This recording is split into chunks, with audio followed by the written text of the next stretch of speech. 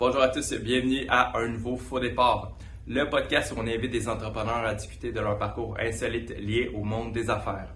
Je m'appelle Vince Mars de chez Recursive où on développe des applications web et mobiles pour les entreprises.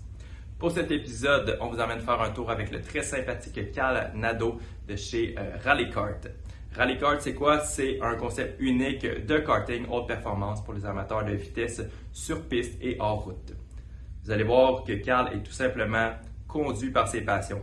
En plus de développer sa start-up, il est animateur télé-radio, porte-parole, instructeur de conduite, coureur professionnel et cascadeur. Il a joué dans des grosses productions autant québécoises qu'américaines, spécifiquement pour des cascades impliquant des voitures. C'est donc dire que la conduite automobile n'a aucun secret pour Cal, à tel point qu'il est capable sans aucun risque de conduire sur deux roues, ce qui est quand même pratique quand on veut éviter le trafic. Bref, attachez votre ceinture pour cet épisode que je dirais est loin d'être un faux départ et ça part!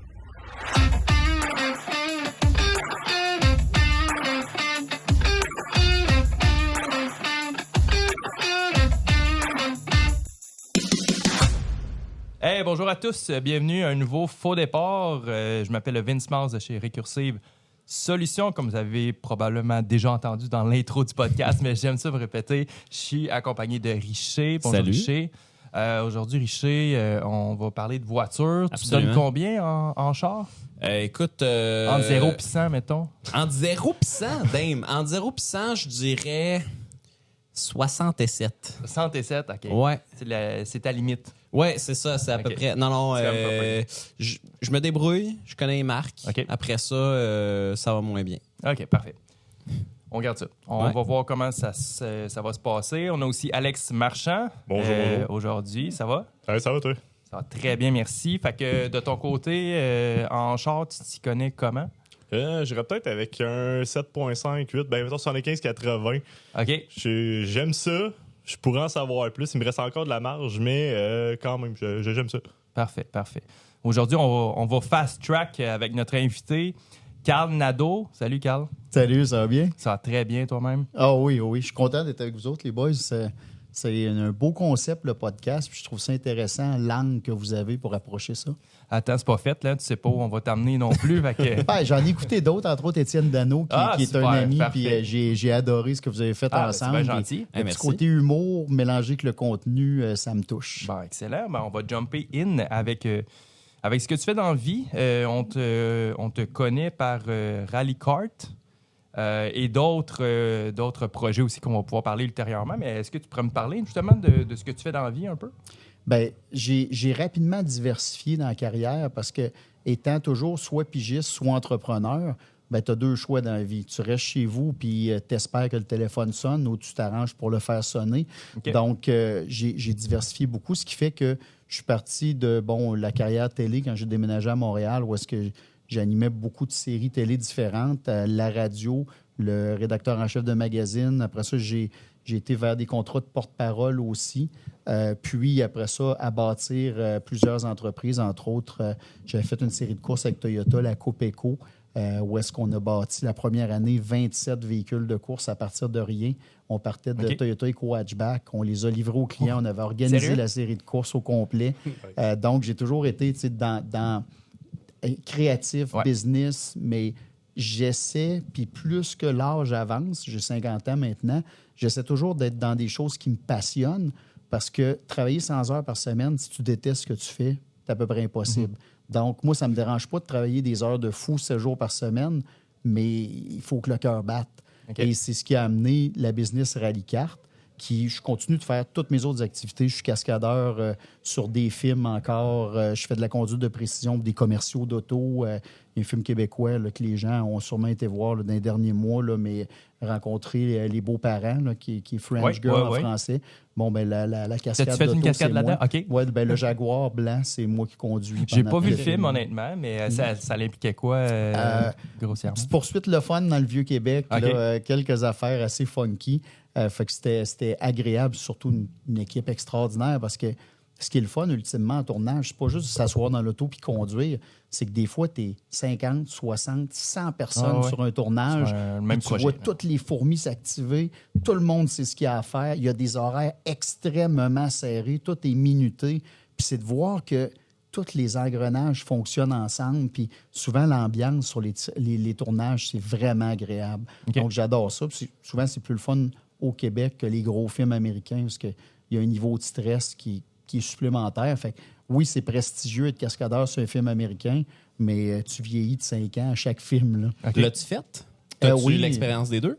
Oui, X-Men, Transformer, comme cascadeur automobile. Puis t'as vraiment préféré les films québécois pour ce côté-là? Je veux dire, mettons, en termes de travail. Ou on parle de travail? Ouais, c'est ça. Mais mettons, tu parlais de passion. Là. Fait que si on reste dans la passion puis dans ce que t'apprécies. Le côté gros film américain avec des immenses budgets, c'est spectaculaire, c'est impressionnant. Tout ce que tu vois, c'est incroyable. Les décors, tu arrives en quelque part, puis tu te dis, crème, je savais pas qu'ici, il y avait ça. Puis là, tu cognes dessus, puis c'est en papier mâché. Ah, OK.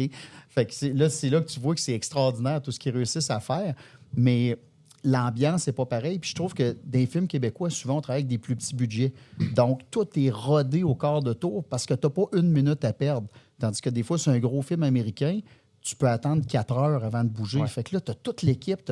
Sur X-Men, je pense qu'on était 6 jours à un moment donné. Tu arrives de bonne heure, tu déjeunes, après ça, tu passes maquillage, costume. Là, tu es en pause, tu dînes. Après ça, tu es en pause, tu soupes. Puis après ça, ils disent tout le monde est en overtime, on tourne à soir, OK, t'attends. Puis là, finalement, 11 heures, à demain.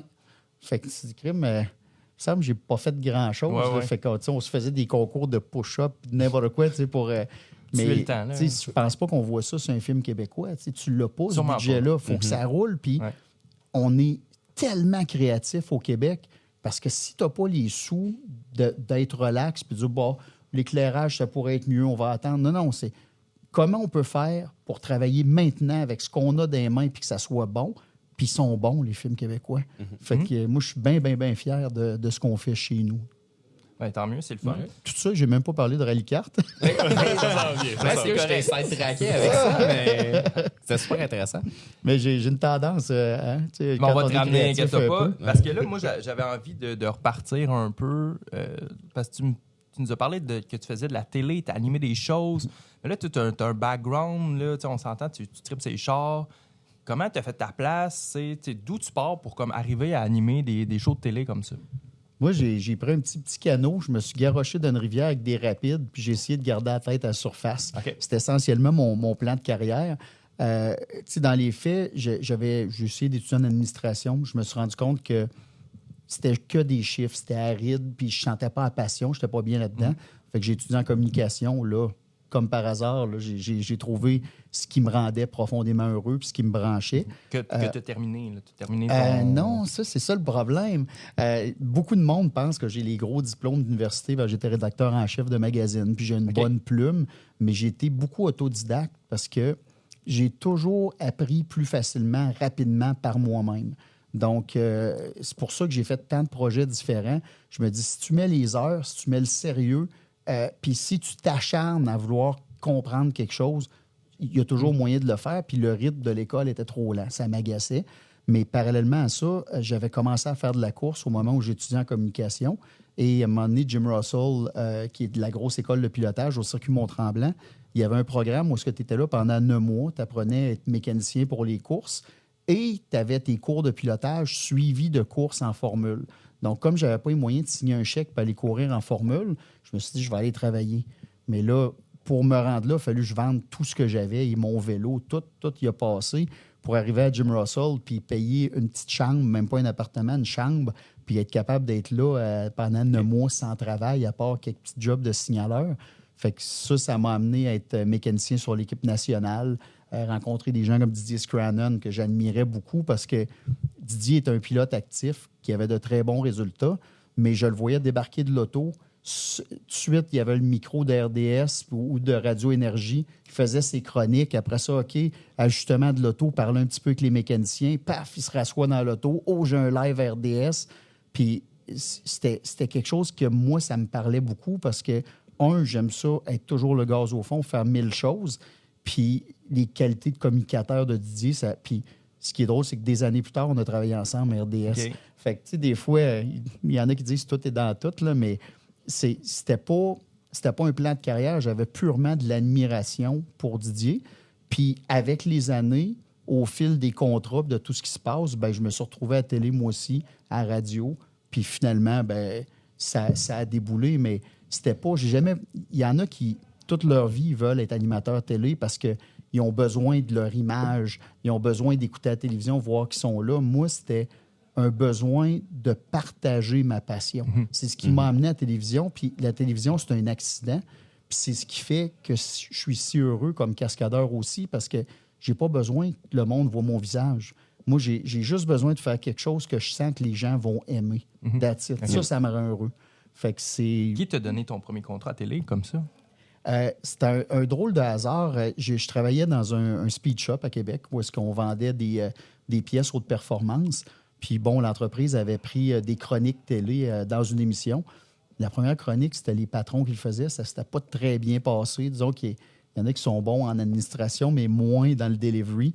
Puis l'animateur était super mal à l'aise. Puis il est venu à l'entreprise pour dire, là, il faut qu'on trouve un plan B. Puis finalement, il a attendu comme 2 heures parce qu'il était en meeting de business. Puis pendant 2 heures, il me voyait donner mon spectacle au comptoir. Puis on était 6-7 à travailler, mais il y avait une file d'attente en avant de mon comptoir. Fait que là, il dit, pourquoi lui, il y a une file? Puis fait que finalement, il voyait le spectacle, la passion. Puis là, on parle de ça, on modifie tel auto, voici ce qu'on peut faire. Fait qu'à la fin, il dit, t'as-tu déjà fait de la télé? Non. T'aimerais-tu ça faire des chroniques? Oui. Fait que j'ai réglé son problème. Fait que quand il a rencontré les patrons, son speech a changé vers... Je trouve ça bizarre que ce soit les patrons que les clients ne voient pas, alors que techniquement, ça devrait être ton visage au comptoir qui fait les chroniques. Fait que ça s'est juste réglé de même. Okay. Première il n'y a pas une expérience mauvaise nouvelle à annoncer. Non, c'est ça. Lui, il était solidement soulagé. Puis finalement, ben, ils ont accepté, tout s'est bien passé. J'ai commencé direct en live à la télévision, puis ça a bien été. Je vais le nommer, c'est Yves Landry, l'animateur, qui est demeuré un super bon ami, qui travaillait aussi à Choix FM le matin. Puis ce qui est drôle, c'est que quand je suis parti à Montréal pour après ça essayer de faire ma place dans les médias puis avoir animé une série télé, j'ai été voir Yves. Puis j'ai dit, écoute, je vais demander à une personne. C'est toi qui m'as donné ma première chance. Puis j'aimerais ça que tu me dises c'est quoi que je dois faire pour réussir là-dedans. Puis Yves, au début, je n'ai pas de conseils à donner. Il y en a des meilleurs que moi. Il est toujours super humble. Puis finalement, il a dit, c'est correct. Il m'a fait un long speech, un 5-10 minutes en disant, là, tu vas écouter ce que tout le monde fait. Chaque personne, chaque animateur radio, chaque animateur télé. Tu vas regarder le tic, tu vas regarder leur façon d'animer. Puis il dit, quand tu vas faire ça pendant 1 mois ou 2, sac-toi de tout ce que tu as entendu, fais à ta tête puis sois toi-même.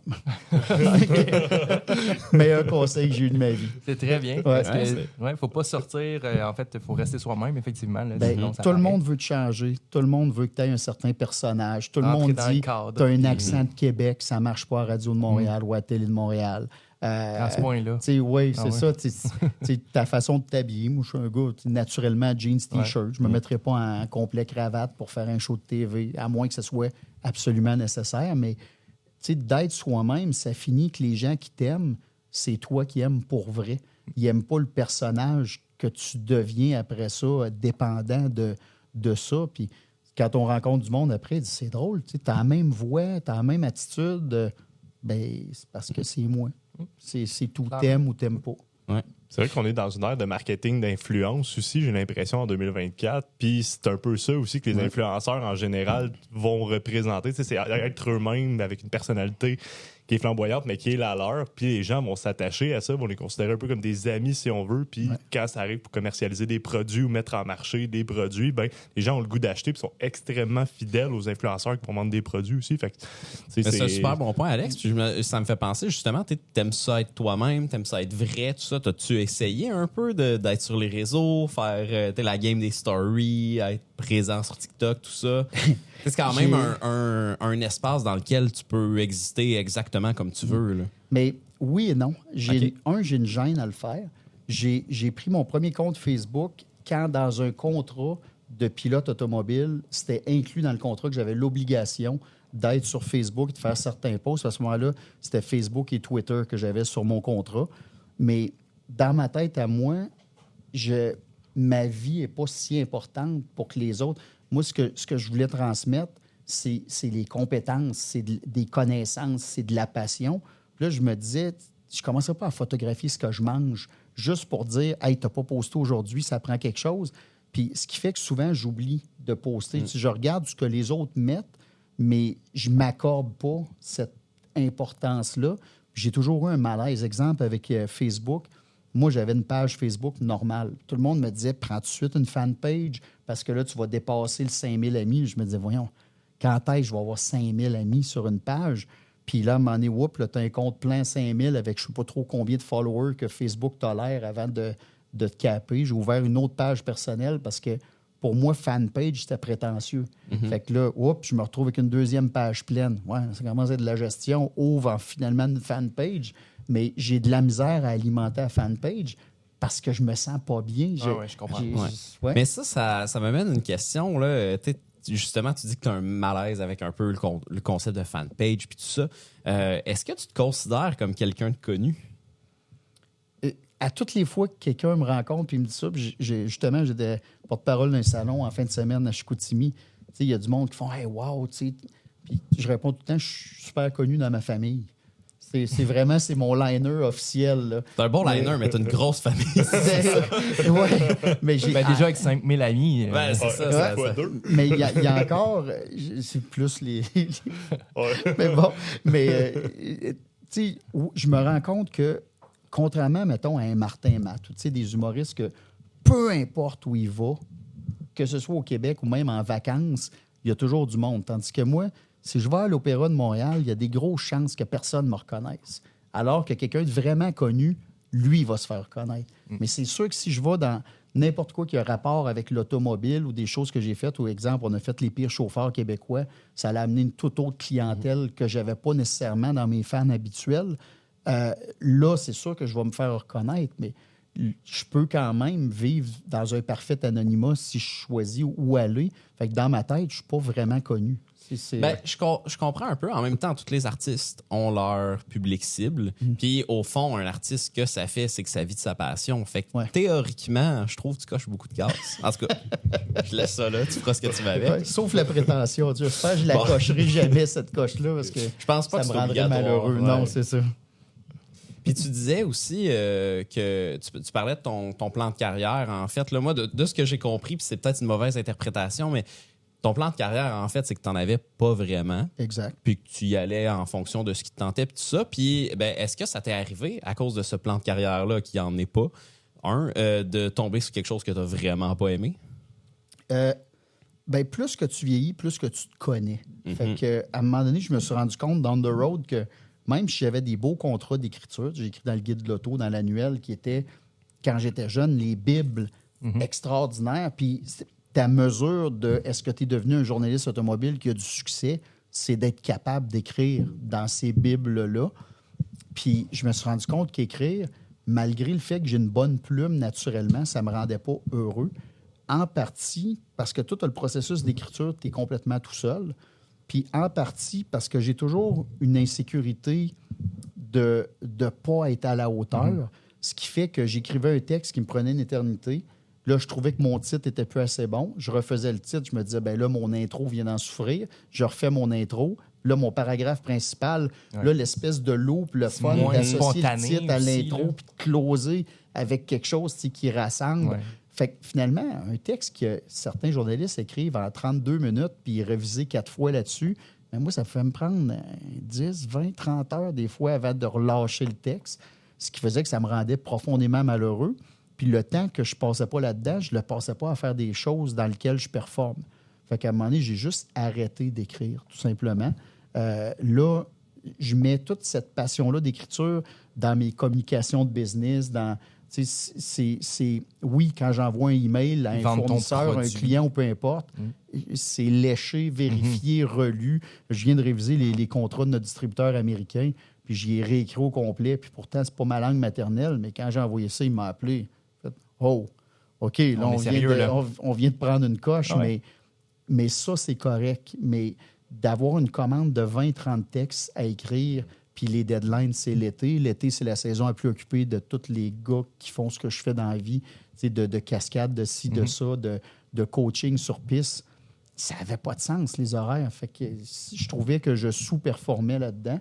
Fait que j'ai atteint, parce que jeune, j'ai toujours dit à ma mère, je veux faire un peu de mécanique sur des voitures de course, je veux être pilote de course, je veux être journaliste automobile, je veux être cascadeur. C'est ce que j'ai toujours dit. En bas de 10 ans, c'était clair. Fait Puis il y avait je t'arrête Georges Duval. là-dessus. Ta mère répliqué comment quand tu as dit que tu voulais être cascadeur? Dans sa tête, c'était juste aux États-Unis, parce que j'écoutais Duke of Hazzard, qui était OK. mon émission Fait fétiche. que, elle où, voyait courait sauter après moi, avec shérif. General Lee, puis... Moi, je les voyais sauter, gars. J'attendais juste d'avoir mon permis de conduire pour faire ça. Là. C'était ma première mission, c'était de trouver une traque de chemin de fer puis sauter. Fait que, puis je l'ai fait en masse. Là. Mais puis juste pour boucler cette boucle-là, Duke of Hazzard, quand j'ai tourné le film Transformer, je me suis retrouvé à travailler avec le cascadeur de la série Duke of Hazzard, celui qui conduisait, entre autres, le général Lee, puis qui a fait un paquet de cascades, là, dont, un moment donné, je pense, avec l'auto de Boss Hogg, il rentre dans un immense arbre, puis il se plante solide. C'était lui qui était là-dedans. Fait que, je suis jamais starstruck. Je rencontre des gens connus régulièrement dans ma job, puis c'est bonjour, peu importe, ça fait plaisir, puis un peu de small talk, mais ça me touche pas, tu sais. Mais à part si je vois qu'il y a une relation d'amitié, le fun, mais là, moi, je vois l'individu, je vois pas la carrière. Mais lui, je suis serré à la main, puis je suis arrivé pour parler, puis j'avais toute ma jeunesse, j'avais tous mes rêves, j'avais... c'était extraordinaire. C'est un peu lui qui t'a donné le goût de faire ce que tu fais aussi. Fait que c'est comme la boucle qui se boucle. Là, ça va être un beau moment, honnêtement. Là. Ouais, Et définitivement. le plus drôle, c'est que j'ai bégayé comme un enfant de 2 ans. Puis le cascadeur Stéphane Lefebvre, qui est un de mes grands amis, c'est lui qui me l'a présenté au début. Puis il a attendu quelques minutes, puis il a dit, tu sais, Carl, on m'a fait la même affaire. C'est là qu'on voit Vous autres, les gars, rapidement, avez-vous quelqu'un qui si vous le rencontrez ou la rencontrez? Quelqu'un qui, qu'en le rencontrant, ça va être choquant. Moi, je peux être assez question. facilement déstabilisé, je pense. Ouais? Juste Ça serait qui, être toi? connu. Juste être connu. Éric Salvaille, je saurais pas quoi dire. Je sais pas. Parce que je l'ai déjà rencontré, j'ai déjà servi dans un resto avant tout ça. Mais... Il y a tellement de jokes qu'on pourrait faire, qu'on est tellement sébrés. Je saurais pas quoi dire. J'ai senti la frayeur. Bon là. choix, on commentera pas là-dessus. Tu le sais-tu, Alex? Moi, j'ai déjà rencontré des politiciens, mettons des premiers ministres, des affaires là même, dans des setups. Je me suis un peu impliqué dans la politique dans le passé. Puis, c'est vraiment un premier ministre, j'ai quand même eu un petit shake dans le genou, je dirais. Là, sinon, niveau peut-être.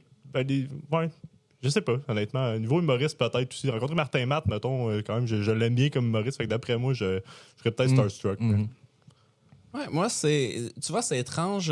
Niveau personnalité publique, j'en ai pas qui me sortent en tête comme ça. Je te dirais, Marc Labrèche, c'est quelqu'un que je trouve... il est imposant dans la façon qu'il l'est pas. Il est pas sans rire. Exact. Il est capable de puis jouer. Dans le style d'humour qu'il fait, même si c'est de l'humour abordable, c'est intelligent. Puis cet homme-là est très intelligent. Là. Fait que je pense, lui, je serais un peu... je me sentirais petit là, de le rencontrer. Ouais. J'avoue, Michel Barrette, la première fois que je l'ai rencontré, ça doit. Tu sais, c'est l'humoriste Gotchard. Puis je l'avais invité sur Équipé pour rouler, une émission que je co-animais. Puis la première poignée de main, j'étais nerveux. Puis ça a cliqué. Tu sais, quand tu dis, là, tu pars sur le Welly, ça a cliqué. Puis au point que, quand après ça, on a voulu l'engager comme animateur avec moi, c'est moi qui ai fait les démarches pour l'amener au meeting avec les producteurs. Fait que ça... Puis là, on a animé ensemble, on fait de la moto ensemble, on fait des voyages. C'est pas lui qui avec ta première moto aussi, ça se peut-tu? C'est de sa Il y a faute. une histoire, OK. Parce que, sa faute? Oui, bien, dans les faits, moi, début vingtaine, mettons, je sais pas, entre 20 et 25 ans, j'ai appris tous mes cours de moto. Puis en allant faire l'examen de la SAC, j'ai retourné de bord, je me suis pas présenté à l'examen. Parce que le lendemain, j'avais ramassé mes sous, j'ai acheté un GSX 1000, puis probablement quelques semaines plus tard, ça aurait été tranquille le reste de ma vie. Fait que j'avais pas la maturité pour avoir une moto comme ça, mais dans ma tête, il n'y a pas d'autre chose qu'une moto sport avec ben du power, puis faire du wheelie à 250, puis c'est ça que je voulais. Fait que j'ai comme eu un flash de dire « t'es pas prêt ». Puis à 40 ans, je suis en train d'animer avec Michel Barrette. On est au circuit Icar, puis il y a son Harley que je trouve super beau. Puis à toutes les fois, quand on a des pauses de tournage, on est couché en dessous d'une de ses autos, puis là, on regarde, hey, check ça, la braquette, mon Carl, on a fait ça de même, puis il est tout le temps très. Là, il dit, prends ma moto. Je dis, Mike, j'ai pas mon permis, tu sais. C'est pas grave, on est à Icar, c'est une piste, va te promener, puis ouais, donc. Puis là, je dis, non, Michel, c'est ah ouais, puis là, il me lâche pas. Finalement, j'essaye sa moto. Maudit que ça va bien. Fait que finalement, je l'ai roulé une couple de fois, puis des mois plus tard, ou même l'été suivant, ma piscine brise, je suis de mauvaise humeur, journée tout croche, j'ai un T-Rex. Fait que je pars, je mets le kit au sel dans la valise de mon T-Rex, puis je m'en vais vers la compagnie qui m'avait fait beaucoup de promesses, puis que finalement, c'était une cochonnerie que j'ai achetée. Et je vois un super beau Harley à vendre. Fait que j'arrête, négocie le Harley, achète le Harley. Fait que finalement, quand je suis arrivé pour réparer mes affaires de piscine, j'étais de bonne humeur. Puis quand je suis arrivé avec ma première ride avec Michel, je me suis rendu compte que j'avais acheté exactement le même bike que lui. À différence près que Michel, il y avait un petit pinstripe bleu pâle. Moi, le pinstripe était rouge, mais c'était le même bike. Fait que c'était très comique. Après ça, tu promenais ensemble. La même sensation. Pourtant, je connaissais pas assez les Harley pour dire j'achète tel ou tel modèle. Je l'ai juste trouvé beau en passant. Quand je l'ai essayé, oui, pas de permis, mais quand je l'ai essayé, ça a cliqué, puis j'ai fait « Wow, OK, j'aime ça, les sensations, c'est réglé, je le prends. » Fait que finalement, tu sais, des fois, on prend des décisions comme ça, sur le fly, puis ça s'avère être des bonnes. Fait que pas de wheelie. En Harley, c'est plus dur, mais je te dirais que le frame en dessous, parce que des années plus tard, sur les pires chauffeurs, je travaillais avec un policier, Daniel Fortier, qui était un extraordinaire pilote de moto. Puis c'est lui qui donnait toutes les formations de moto aux policiers. Puis, tu sais, il était reconnu, tu sais, un monsieur qui a l'air tout relax. Puis, tu sais, il n'a pas l'air d'un motard hardcore, mais quand les élèves disaient que ses parcours étaient trop difficiles puis que ça n'avait pas de bon sens, ça y est déjà arrivé. Il était assis sur le côté de la moto avec son café. Il a enlevé le stand, parti à la moto, il a déclenché d'une main en ayant 2 pieds du côté gauche, puis il a fait le parcours sans renverser son café. Fait que c'est le genre de pilote de moto, tu sais. Fait qu'à un moment donné, moi, je disais que je frottais le frame du Harley parce que, tu sais, il riait, parce que lui, il y a des motos BMW, puis son gars ride aussi. Fait que finalement, tu sais, il dit, ben non, tu frottes pas le frame sur un Harley, c'est une cochonnerie, tu sais. Fait que finalement, son gars, il se couche en dessous, puis il dit, père, viens voir. Puis tout le châssis en dessous de mon Harley était grindé au complet parce que sortie d'autoroute, si tu veux garder un peu de rythme, t'as pas le choix. Là. C'est pas les échappements qui frottent, c'est le frame. Là. Okay. Fait que c'était le temps que je le vende puis que j'achète d'autres choses. Ben, écoute, on s'est rendu jusqu'à ta moto, mais... on n'a toujours pas parlé de Rally Kart. C'est exactement ça où je m'en allais. En fait, Rally Kart, c'est quoi? Rally Kart, c'est une compagnie qui est partie de la passion de 2 gars pour le sport automobile. Les 2, on était au même point. Dans mon cas, la mi-quarantaine, lui, il était autour de début 50. Avoir le rush qu'on avait jeune à rouler sur une piste, ça prenait des voitures de plus en plus dispendieuses, de plus en plus coûteuses à entretenir, moins fiables souvent parce que tout est poussé à la limite.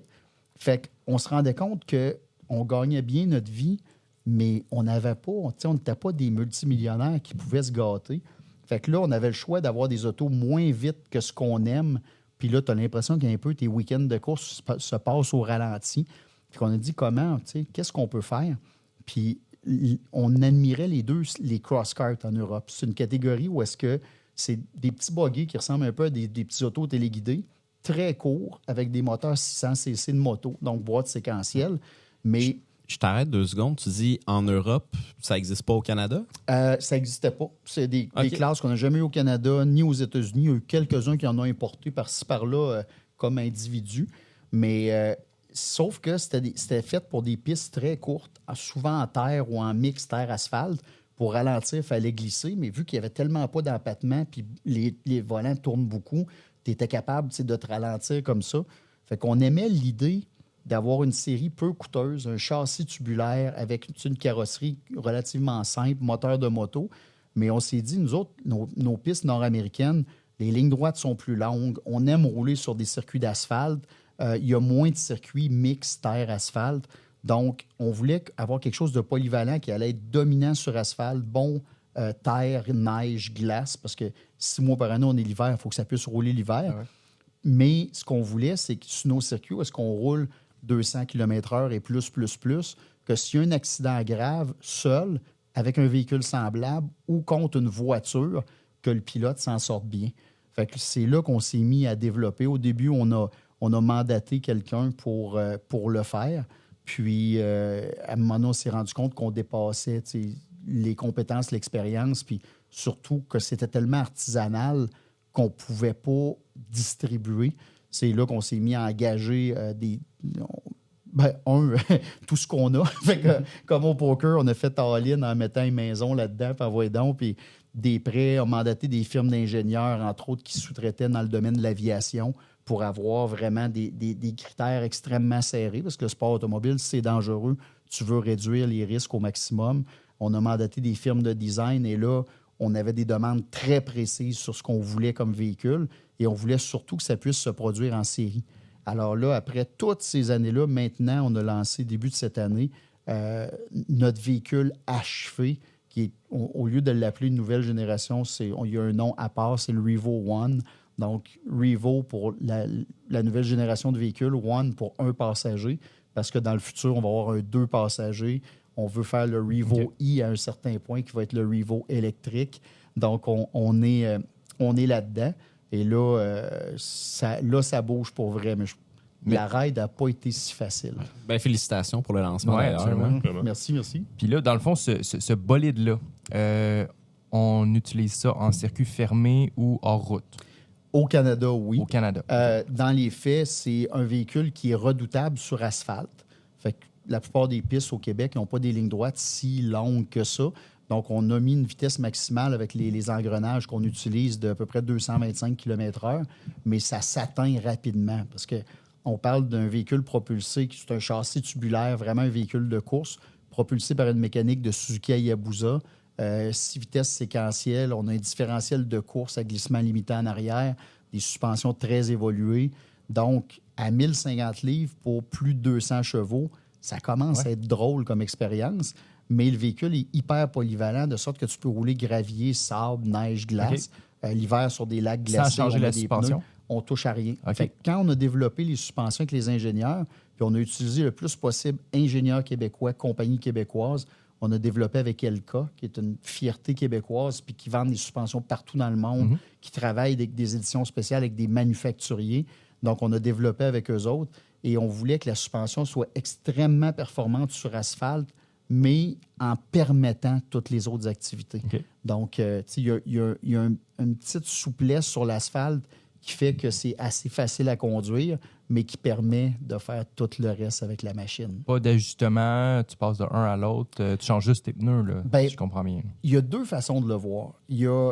On roule le plus possible nos machines avec ce que j'appelle un setup polyvalent, de sorte qu'on roule notre machine un petit peu plus haut qu'on pourrait la rouler sur asphalte, mais en la mettant plus haute, elle rentre dans toutes les remorques sans accrocher. C'est un détail, mais il y en a plein pour rentrer dans auto de course dans la remorque. Tu as plein de blocs de bois en dessous des roues, puis là, ça passe, tu arrêtes un petit peu, force, level derrière, on ne voulait pas ça. Là, tu rentres sa remorque, il te reste juste à l'attacher. Pas compliqué. Et on est capable en faisant des ajustements très rapides, on a une suspension qu'on appelle coil-over. Donc, tu es capable d'ajuster. Chaque amortisseur, c'est une vis. Donc, tu peux jouer sur la hauteur. On a plusieurs points d'attache pour les suspensions, dépendamment à quelle hauteur tu veux rouler. Après ça, on a des ajustements pour ceux qui aiment la technique, là, compression, rebound, slow rebound. Fait que tu as 3 voies d'ajustement différents en dureté. Fait que, on va te dire, quelqu'un qui veut faire l'ingénieur, il peut, mais on les livre avec un ajustement qu'on sait qui va faire le travail tout le temps. Est-ce que tu vas perdre 2 dixièmes sur la piste? Oui. Est-ce que tu en as besoin pour dominer? Non.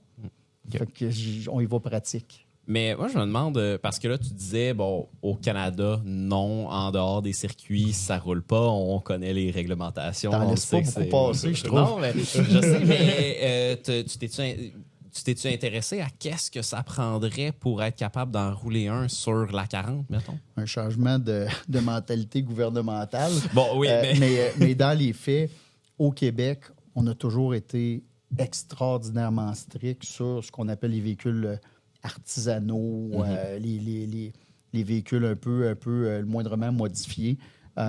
on n'est tellement pas permissif, on prend tellement pas de chance, alors que des fois, dans certains autres pays, ils ont des réglementations qui sont beaucoup plus lousses. Tu sais, en Floride, le monde se promène avec des 4 roues avec des clignotants, des side-by-side avec des clignotants. Ils perdent le contrôle aussi un peu, je trouve. Oui, il y a des fois que l'élastique peut aller trop d'un bord, mais au Québec, par rapport à l'investissement nécessaire pour potentiellement réussir, on trouve que c'est un risque financier qui est trop important si on ne réussit pas. Si on réussit, ça serait merveilleux. Là. Tu peux devenir le T-Rex, mais à 4 roues, ultimement.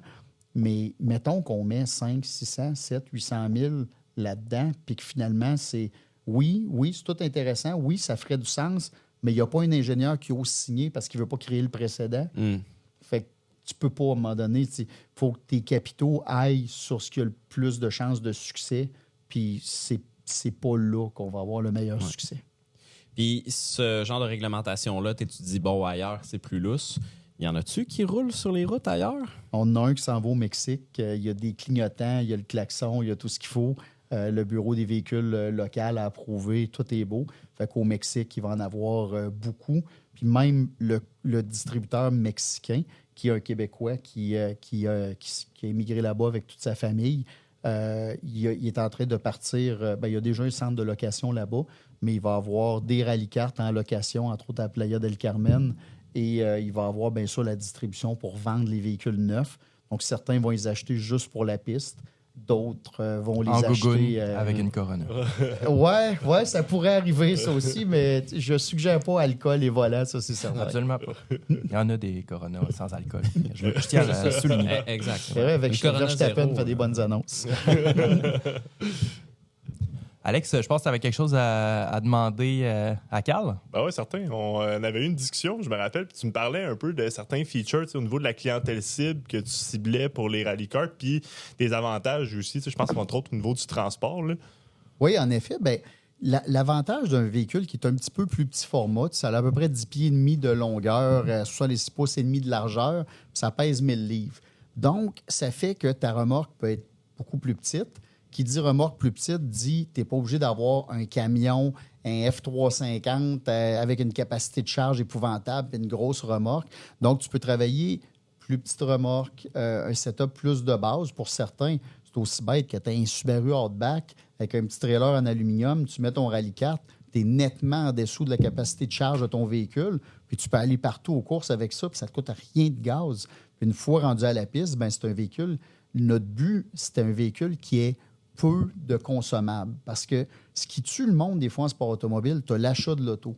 Mais tu as le fait que lors d'un accident, exemple, quelqu'un qui est moyen s'achète un Porsche GT3 RS, il roule sur le circuit, mettons qu'il est chanceux, il y en a eu un à 300 000, il le met dans le mur, bien, c'est pas long que ça coûte 60 80 000 à réparer.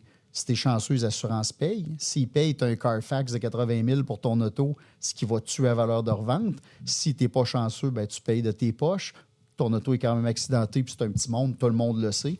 Alors qu'une voiture de course comme un rallye-car, tu mets ça dans le mur, ça coûte 4 000 à réparer parce que tu as plié 2 tables, un amortisseur, puis un moyeu de roue, puis tu es reparti. T'sais. Fait que ça facilite et le transport et l'utilisation. Puis le fait que la voiture soit légère, bien, on a mis des freins pour arrêter une véhicule de, mettons, 3 000, 3 500 livres. Donc, tes freins n'usent pas.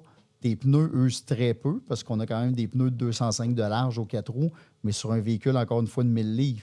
Fait que si tu ne fais pas exprès pour rouler ça de travers dans la fumée, bien, ultimement, tes pneus vont durer longtemps. Fait que tu peux faire une saison complète de piste, puis des fois, elle va te coûter 5 000 ta saison, au lieu de quelqu'un, mettons, tu as un Porsche, un McLaren, un Viper, puis que tu fais 7-8 journées de piste facilement dans l'année. Bien, un de mes partenaires de business, un McLaren, ça lui a coûté 80 000 pour 2 track days. Fait que, à un moment donné, ça devient une économie. Fait que non seulement on amène le facteur plaisir, vitesse pure, freinage extraordinaire, fiabilité, durabilité, faible coût d'entretien. Fait que, c'est bien beau de vouloir vendre quelque chose, mais encore faut-il, 1, répondre à un besoin, puis 2, satisfaire tes clients. Fait que, étant des gars de course, nous autres mêmes, ben on a créé une machine qui allait répondre aux besoins du gentleman driver, du gars de course. Nos premiers clients, ce pas des racers nécessairement. C'est souvent des gentleman drivers qui sont rendus à se faire plaisir. Il y a fin quarantaine, début cinquantaine, les enfants sont partis de la maison. Là, tu commences à vouloir avoir des loisirs. Certains voyagent, certains s'achètent la grosse auto confortable, mais il y en a qui veulent faire de la piste. Fait que, malheureusement, il y en a plein qui se sont brûlés en achetant leur auto-drive, puis ils se sont rendus compte après un an que ça avait coûté 50 000 de plus qu'ils pensaient, puis ils arrêtent d'en faire. Fait que là, on amène une solution à tout ce beau monde-là. Gentleman Driver? Oui, dans le fond... Un segment de marché? Un gros segment de marché parce que si tu regardes, il y a des années, faire de la piste dans la tête du monde, même moi, quand j'ai commencé, amener une voiture sur circuit dans ma tête, il fallait que tu sois un pilote professionnel. Avec l'avenue d'Internet, on s'est rendu compte qu'il y avait moyen d'aller sur des pistes sans être un pilote pro qui gagne sa vie avec ça, ou à tout le moins qui flamme tout ce qu'il a gagné dans sa vie pour faire ça. Donc, tu es capable de faire ce qu'on appelle des journées de lapping. Donc, soit que tu loues une piste seule ou avec des amis, ou qu'une organisation fait un événement où est-ce que la piste est louée. Puis là, ça peut être juste par session, à coût de 15-20 véhicules, des fois, dépendamment de la grandeur de la piste. Tu fais ta session de 20 minutes, puis là, tu as 40 minutes de pause, puis tu te fais un barbecue avec tes amis, puis c'est des belles journées. Ou des fois, c'est du time attack, donc chronométré. Fait qu'à ce moment-là, tes sessions, à toutes les fois que tu embarques, tu es contre la montre.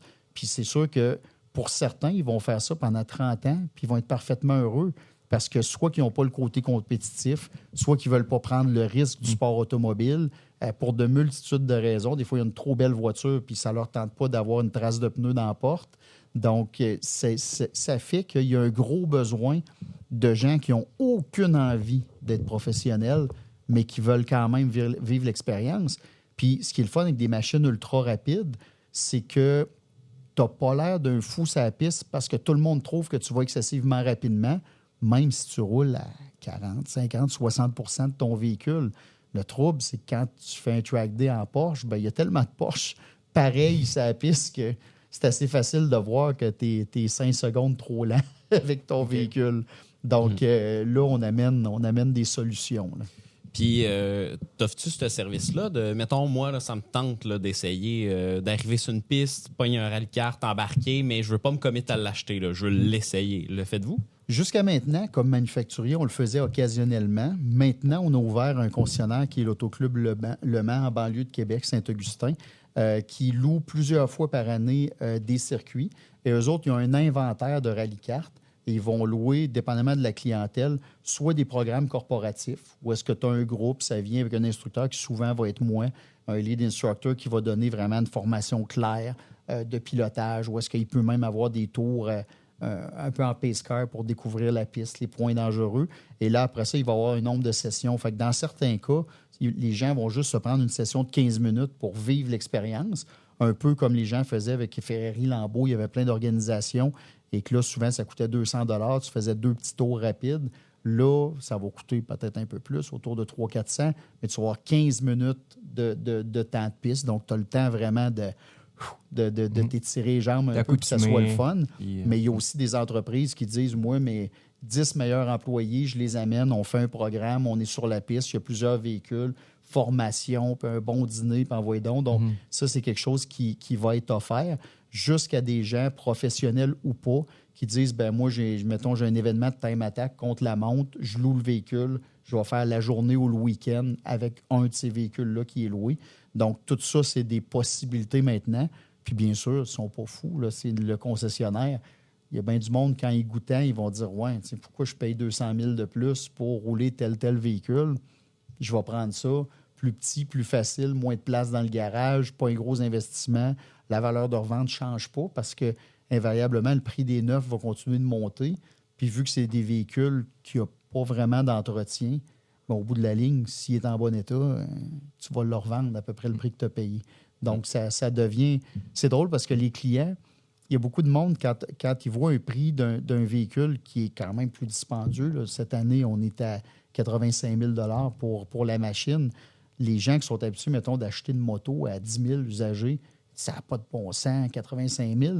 Mais tous ceux qui sont habitués, de faire de la piste, soit qui ont monté des voitures de course qui ont l'air, des fois, un Honda Civic, ça peut coûter facile 150 000, là, monter une grosse machine de circuit, ou des gens qui ont des véhicules plus exotiques, tu sais, Porsche, McLaren, ils voient le rallye-kart comme une économie au lieu de le voir comme une dépense. Okay. Fait que c'est là qu'on voit que toute chose est relative puis que des fois, notre première impression n'est pas toujours la bonne. Au même titre que les services que vous offrez, je suis persuadé que c'est ça. Il y a des entrepreneurs qui voient juste votre facture puis Puis il y a d'autres entrepreneurs qui voient ce qu'ils économisent la première année, la deuxième année, les profits supplémentaires, puis qui disent, gars, tu pourrais me charger plus cher. Là. Exact. Ben, ça me surprendrait qu'ils disent ça, mais bon. Non, ils le disent pas, mais... Ils pensent. Mais... Ça, ils pensent, puis on le sent. Mais c'est ça qui fait aussi que tu sais que tu es dans ton public cible. Ouais. Puis que tu as un public cible aussi. Là. Heureusement. Si tu le vois dans comment que les consommateurs réagissent à ton pricing, les véhicules que tu vends, puis tout ça, ben, ça veut dire que tu as visé à la bonne place. Oui, puis c'est dur d'établir le pricing parce que d'un côté, on veut vendre nos produits le moins cher possible, mais de l'autre côté, quand tu as mis dans plus que ces chiffres de développement, que tu as pas des engagements financiers importants, des prêts, des locaux commerciaux, des ci, des ça, on ne peut pas vendre les machines au coûtant parce que monnaie n'existe plus après 6 mois. Mais en même temps, tu ne veux pas être gourmand parce que notre but, c'est que plus qu'il y a d'unités, la demande entraîne la demande. Fait qu'au bout de la ligne, c'est de là pourquoi on avait un seul compétiteur en Amérique du Nord. Puis à première occasion, on s'est contacté, puis on est devenus amis. Puis quand ils sont déplacés au Grand Prix de Trois-Rivières, les propriétaires de l'entreprise, on a montré notre véhicule, on a enlevé la carrosserie, on a dit, gars, regarde, c'est ça qu'on fait. Il n'y en a pas de secret. Vous êtes des concepteurs, vous connaissez ça. Ça, c'est notre machine. Maintenant, est-ce qu'on collabore ensemble ou est-ce qu'on joue un contre l'autre? Puis le réflexe, ça a été wow. Oui, si on peut faire des événements conjoints, des fois, dans certains marchés, des fois, tu n'as pas assez d'unités. Fait que pour faire un bon show, un a 8 machines, l'autre a 8 machines dans cette région-là. Tu les mets ensemble, tu as fait une maudite belle course à 16 machines. Tu développes le marché. Oui, exact. Puis là, tu crées une demande, les gens voient que ça fonctionne, puis là, tout le monde gagne, puis tout le monde grimpe. C'est une grosse game de notoriété, dans le fond. Absolument. Exact. Surtout quand tu crées un créneau qui n'existe pas en Amérique du Nord. Fait que ceux qui le savent, qui l'ont essayé, qui l'ont goûté, adorent. Mais ultimement, nos clients deviennent nos ambassadeurs. Fait que plus que j'ai de clients, plus j'ai d'ambassadeurs. Fait que le but, c'est de ne pas les égorger quand ils achètent une machine. Puis il y a le principe aussi, dans le détail aussi, de location. Là, je pense que c'est prouvé scientifiquement que si tu prends 2 compétiteurs, que tu les mets en concurrence visiblement, c'est pour ça qu'il y a souvent des stations-service qui se ramassent l'une en face de l'autre d'ailleurs, là, c'est que la localisation va être favorable parce que les gens vont faire un choix à 50% pour l'un et pour l'autre, dépendamment de facteurs qui sont plus... certain que si les deux seraient extrêmement éloignés dans un village, dans une ville ou whatever. Fait que je pense que c'est un peu ça aussi. Si vous travaillez en collaboration avec votre compétiteur, que vous êtes au même endroit, bien, le consommateur va pouvoir faire son choix sur place selon des critères qui vont être établis, bien, je sais pas, en fonction de sa personnalité, en fonction de son comportement de consommateur. En fait, il va s'associer à une marque ou à l'autre pour des raisons différentes, mais location va lui permettre d'avoir les options. Là. Dans notre cas, location est loin parce que notre compétiteur, ils sont dans l'Utah. Mais là, ce qui est le fun, c'est qu'ils nous disent, gars, saute dans l'avion, descends nous voir, on va te faire visiter l'usine, on va aller rouler dans les dunes de sable. Puis en jasant, on se rend compte on est complémentaires, mais on a des focus différents. T'sais, eux autres, géographiquement, sont dans le sable. Fait qu'il y en a à tour de bras, ce qui fait qu'ils ont développé une machine un petit peu plus axée vers ça. Fait que même si nos structures se ressemblent un peu, ultimement, ils ont plus de débattement de suspension. C'est plus fait pour rouler dans ces conditions-là. Alors que nous autres, on est extrêmement dominants sur asphalte. On est vraiment très bon sur gravier tapé, neige, glace. Mais dans le sable, on ne sera pas à hauteur avec leurs produits. Fait que dépendamment du marché, tu sais, moi, si j'ai un client qui dit, moi, je veux faire des dunes de sable du matin au soir, je vais donner leur numéro de téléphone. Tu sais, au bout de la ligne, je ne veux pas décevoir un client si notre application n'est pas la bonne. Mais ce que je pense et ce que j'espère, c'est que ça peut revenir aussi de l'autre côté. Parce qu'ultimement, quelqu'un qui a son besoin, c'est notre machine, ils ne décevront pas leurs clients. Puis je pense que ça envoie un beau message dans l'industrie qu'on n'est pas toujours obligé d'écraser les autres. On peut tout le monde se soulever. Là. Ouais. Absolument. Tu parlais de Club Le Mans? Oui, l'Autoclub Le Mans à Québec. L'Autoclub Le Mans. C'est quoi ça? C'est, dans le fond, ça a une multitude de vocations. Puis c'est un peu comme ma carrière, fait que j'aime ça, moi, quand tu as des combinaisons de plein de choses. Imaginez un local. Oui, exact. Fait qu'imaginez un local de 10 000 pieds carrés que tu rentres là puis que la mâchoire te tombe. Fait que le plancher, tu sais, un peu en look marbre avec de l'époxy. Okay. Des ponts élévateurs où est-ce que tu peux mettre 3 véhicules, un au sol, 2 dans les airs. Une section esthétique automobile, une section showroom Rallycart parce que c'est maintenant le revendeur pour nos produits pour le Québec, l'Ontario et les Maritimes. Et tu as une section lounge pour les membres. L'avantage des membres, tu as plusieurs types de membership. Tu as les premiers, c'est des membres qui veulent participer à toutes les activités. Parce que c'est un regroupement, au bout de la ligne, de gens qui ont des voitures souvent un peu dispendieuses, un peu exotiques, des voitures spéciales. Pas nécessairement la voiture qu'ils prennent pour aller faire l'épicerie, mais qui veulent faire des activités. Et souvent, ces gens-là ont ces véhicules-là extraordinaires, mais ils aimeraient ça avoir une communauté où est-ce qu'ils peuvent travailler ensemble, ils peuvent s'amuser, ils peuvent faire dire, OK, là, on part, on s'en va coucher à Saint-Sauveur. Après ça, on a une journée de piste ensemble ou on s'en va rouler aux États-Unis ou peu importe. Donc, ils aimeraient ça avoir plein d'activités. Puis c'est souvent des gens d'affaires. Fait que plus que tu te montes un bon réseau de contacts, plus que toutes les entreprises en profitent. Donc, il y a des memberships juste pour faire partie de ça. Il y a des memberships avec l'entreposage.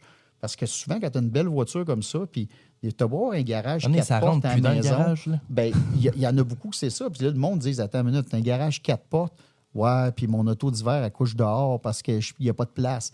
Fait que souvent, ils se retrouvent à vouloir les entreposer, mais donc, tu as un McLaren à 400-500 000. Tu ne mets pas ça dans une grange que les souris vont manger tes bancs pendant l'hiver. Fait que tu cherches un endroit pour ça. Et la dernière chose que tu veux quand tu as une auto de même, tu l'entreposes. C'est un beau dimanche, tu te lèves, tu dis là, on s'en va se promener. Tu enlèves la couverture et plein de poussière. On dirait que c'est comme si ça gâchait ton début. Fait que là, tu as l'esthétique. Tu peux appeler au club en disant, regarde, dimanche matin, 9h, je ramasse ma voiture, je vais me promener pour la journée. La voiture est prête, est lavée, l'esthétique est faite. Okay. Tu sors avec ton beau véhicule, puis quand tu reviens, tu lances les clés, lavez-moi ça comme faux propre, entreposez-moi ça. Et au deuxième étage, tu as salle de conférence, lounge, tu as vraiment télé, l'espace bar, ces choses-là. Ce qui fait que ça devient des locaux corporatifs qui peuvent être loués, party de Noël, réunion d'affaires, parce que tu as des salles de réunion.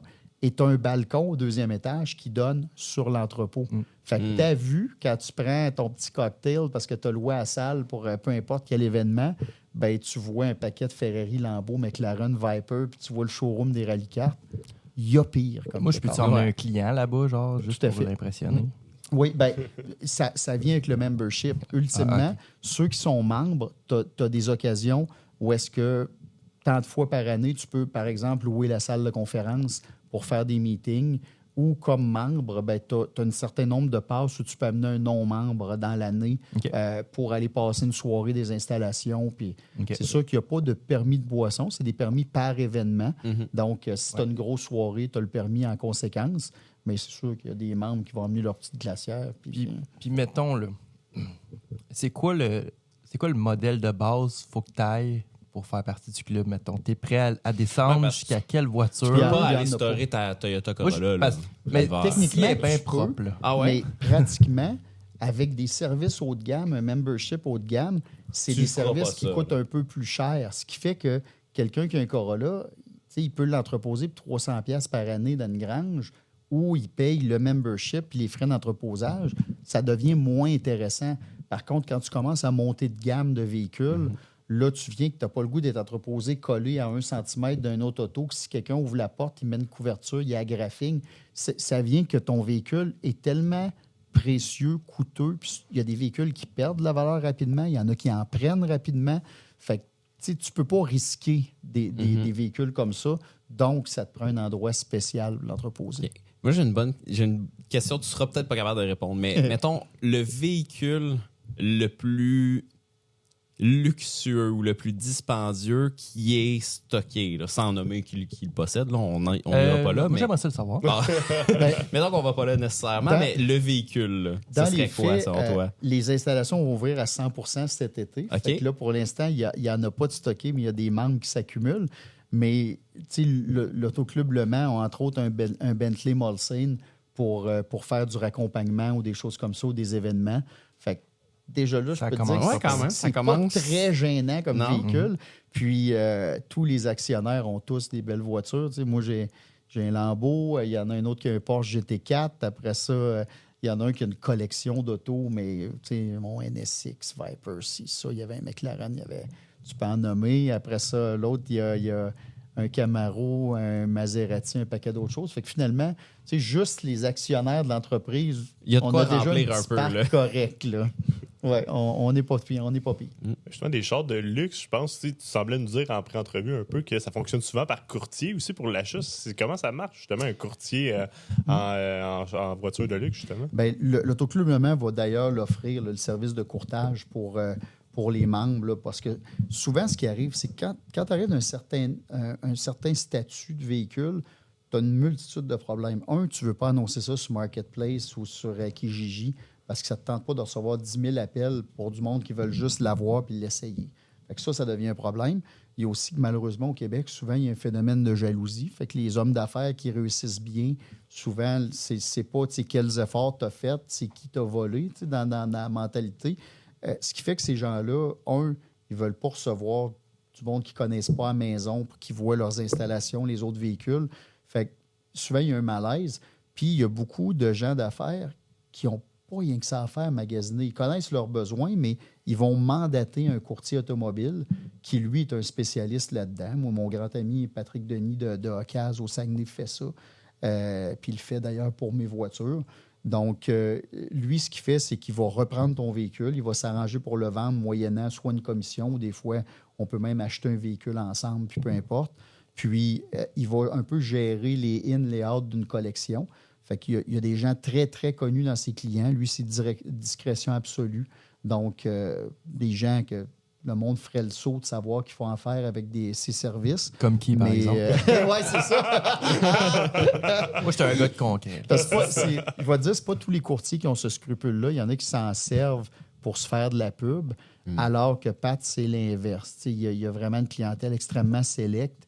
Puis, il est un peu comme moi, de dire, je vais satisfaire mes clients à 100%, mais je ne m'en servirai pas comme marketing. Fait que c'est en train de dire qu'il ne s'ouvrira pas un compte TikTok pour expliquer que, bon, là, le gars, dans le fond, il voulait un nouveau char, mais là, il ne passait pas au crédit, mais il y avait quelque chose à côté, un sideline, 800 000 par année. Mais ça, d'ailleurs, là, je le suis moi aussi. Je pense qu'on est tous abonnés. Évidemment. Mais ce fameux PC-là, je le trouve extraordinaire. Mais ce que je ne comprends pas, c'est est-ce que les gens ont signé un release pour dire tu as le droit de parler de moi? Je ne le sais pas. Je rêve. D'ailleurs, on veut l'inviter à notre podcast parce qu'on fait Trace de Brique, un podcast de gars de char. Mais là, cette année, ça ne marchait pas dans les horaires. Normalement, on va l'avoir pour la saison 2. Mais c'est ça, moi, ça m'intrigue parce que des fois, tu as le nom, tu as le métier, tu as la région. Et je me dis, un pilote d'avion qui a tant d'enfants, qui roule tel véhicule, qui... Les autres pilotes qui font, tu es en train de te séparer, buddy. C'est que peut-être que pour la majorité du Québec, il n'y a pas personne qui s'en rend compte. Mais tu donnes la ville, le métier, tout. C'est un joueur de hockey, il habite à Gatineau. Ah, ça commence. Moi, la gang de chum le sait. Là. C'est ça. Il y en a peut-être qui trouvent ça drôle puis qui disent. Mais c'est ça. Moi, je rêve d'y demander cette question-là de. Comment tu deals avec ça? Là? Il y en a-tu qui t'appellent et qui sont pas contents? Fait que je sais pas, c'est un mystère de la vie, mais moi, quand on se dit une confidence, c'est qu'on dit, gars, ça, c'est off the record. Puis j'étais de même comme journaliste auto, où est-ce que j'allais en Europe pour essayer des autos régulièrement, des autos de grand luxe. Puis au lieu d'être assis à la table du président et des PR, je demandais toujours d'être assis soit à la table du pilote d'essai ou à la table des ingénieurs. Parce que moi, j'apprenais 1000 fois plus que les autres qui avaient la cassette corporative du président. Mais bien souvent, à un moment donné, surtout les ingénieurs allemands, des fois, ça prend une tasse un peu. Ouais, quand Volkswagen, ils disent ça, c'est off the record, tu poses pas de questions. Il y a bien des fois à un moment donné, ils faisaient des grosses confidences sur des challenges de développement, des choses qui ont changé. Puis à un moment donné, ils disaient, hey, non, ça sortira jamais d'un texte. Mais moi, pour mes connaissances, là, je voyais des écueils qu'il y avait eu, des choses qui avaient été difficiles. Puis là, tu vois que même pour les gros manufacturiers, c'est pas tout le temps facile. Fait que c'était vraiment des bons moments, mais de respecter la confiance du monde, c'est quelque chose qui te suit longtemps. Ben oui. C'est une réputation qui est enviable aussi. Puis je pense que c'est une partie de ton succès aujourd'hui aussi. Tu parlais de ta carrière de cascadeur où tu as fait des gros films quand même. Tu as eu accès à des gros aussi contrats au niveau de l'animation. Je pense qu'il y a une partie de ça, de la relation de confiance que tu as créée avec les bonnes personnes dans toute ta carrière. Ça te supporte aujourd'hui puis ça t'amène là où tu es rendu. Là. Ben, si tu arrives pas prétentieux puis que tu over-deliver, sais, comme cascadeur, moi, c'est un peu un accident au sens où, bon, à un moment donné, il y a un producteur qui faisait des publicités, qui me voyait à la télé, puis il voyait que j'étais super relax au volant, puis même à 140, 160 de côté, la boucane d'un pneu, j'étais capable de parler comme on se parle là, parler des spécifications de l'auto, des sensations. Puis il a dit, tu sais, tu as une conscience de où est-ce qu'ils sont tes Kodak, parce qu'un, tu les frappes pas. Fait que déjà là, c'est pas pire. Mais j'étais capable de donner à shot puis d'avoir, d'essayer de jaser, tu as quelle lentille, je peux-tu passer proche? Puis des fois, j'avais des caméramans qui... Il y avait un assistant cam qui tenait le manteau, puis il se penchait. Ben, j'avais une autobase pour filmer à shot, puis mon miroir touchait le mou du manteau. Okay. Fait qu'à un moment donné, tu commences à travailler avec du monde qui te font confiance, puis lui, il avait vu ça comme producteur. Fait qu'il est venu me chercher, mais c'est pas moi qui voulais faire ça, mais c'est arrivé. Mais quand je suis arrivé sur les gros films, j'aurais pu arriver, j'ai de l'expérience, 25 ans de sport auto. Au contraire, moi, pas commencer comme cascadeur comme les autres. Tu te fais frapper par un auto, tu déboules un escalier, tu fais une scène de bataille. Je ne fais pas d'arts martiaux, je suis aussi souple qu'un 2x4. Fait que moi, quand j'arrive là, c'est toutes mes idoles, là, les gars avec qui je travaille, puis les filles. Fait que, tu sais, si j'étais arrivé en essayant de prouver, de montrer, ouais, mais d'un char, tu sais, non, j'ai fermé ma trappe, puis à un moment donné, c'est du monde qui sont venus écouter des vidéos de ce que je faisais, puis là, ils sont venus me parler, ah, tu fais ça, tu ne l'as pas dit. Non. Puis c'est mieux de même. Parce que normalement, quand tu es cascadeur, tu tapes tous les jobs épouvantables où tu te fais défaire le corps. Puis j'ai tellement d'admiration pour la souffrance qu'ils ont. Parce que, tu sais, oui, ça a beau être arrangé, mais débouler un escalier, tu as beau 2-3 pattes, viens pas me dire tu te relèves, tu passes une belle journée. C'est pas vrai. Tu es à moitié commotionné, tu as les côtes tout bleues. C'est vraiment... Moi, je le ferais pas. Fait que toi, je voulais qu'ils sentent ce respect-là. Aux voitures. Exact. Mais d'habitude, c'est le bonbon. Après des années de cascadeur, de tomber d'un shot d'automobile, moi, je suis rentré dans le pleur bonbon. Fait que, tu sais, tu as le syndrome tout le temps un peu de l'imposteur. Tu veux pas déranger, tu veux pas lever de poussière. Fait que j'essaye d'être discret, mais de livrer pour qu'à la fin d'un contrat, ils disent « Ah, finalement, OK, il est correct. » Puis il y en a qui sont venus me voir par après, des vieux de la vieille avec bien de l'expérience qui m'ont serré la main puis ont dit OK. Puis ça t'es-tu déjà arrivé de faire une cascade? Justement, tu es beaucoup dans le under promise, over deliver. Tout le temps. Ça t'es-tu déjà arrivé d'under promise puis d'under deliver aussi? J'ai eu sur un film beaucoup de problèmes avec la voiture. OK. Je l'avais essayé avant le film. J'avais émis des commentaires très précis sur ce qu'il y avait à faire dessus parce qu'il y avait entre autres problèmes moteurs, problèmes électriques, ça shakeait de partout, ça avançait pas. Mais je savais que dans ce que j'avais à faire avec l'auto, c'était impossible de le livrer. La voiture devait être préparée. Finalement, on est arrivé sur le film. C'était pas fait. Fait que j'étais en beau maudit parce que j'étais incapable de livrer ce que je promettais, mais j'avais pas l'équipement pour le faire. Mais ultimement, tu as les regards de tout le monde qui disent « T'es assis dedans, livre. Puis ils ont raison. Pour la plupart des gens, c'est toi qui as le contrôle. Puis parle à n'importe quel gars au monde, puis demande-lui, toi, comme conducteur, t'es comment? Il y en a combien qui va dire, moi, je suis vraiment mauvais? Moi, je personne. suis distrait, moi. Le gars moyen, il n'y a personne qui va te répondre qui est en bas de 6 ou 7 sur 10 comme conducteur. Puis sur un plateau de film ou de cinéma, tu as plein de techniciens qui aimeraient ça être cascadeur, peu importe, fait qu'ils disent, moi, je suis 9,5. T'sais.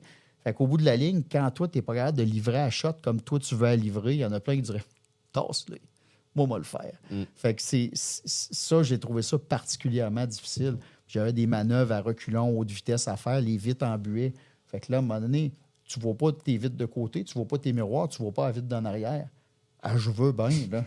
Mais si je ne vois pas où je m'en vais, c'est un peu difficile de livrer à shot. Donc, ça a été émotionnellement difficile parce que je ne me pardonne pas de ne pas être capable. Fait que je suis pas capable de vivre avec ça. Fait que finalement, on a réussi à livrer correct, mais ça aurait pu être extraordinaire au lieu d'être correct. Fait que ça je vis très, très mal avec ça. Vraiment très mal. Ça a été quoi ton plus gros shot? Ta plus grosse cascade?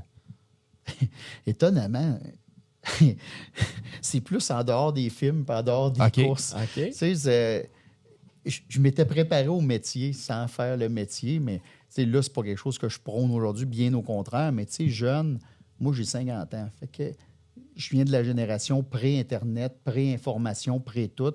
Fait que c'est sûr que moi, quand j'ai eu une auto, la première auto à 16 ans, Je passais mes soirées à sauter des tracks de chemin de fer, à clipper une chaîne de trottoir de côté pour lever l'auto sur 2 roues puis rouler de 2 roues. Ça, tu fais ça? Ah ouais? Ben oui, c'était toutes des affaires que je voyais dans Duke of Hazzard. Fait que pour moi, conduire une auto, c'était ça. Parce que toute ma jeunesse, c'est ça que je voulais faire.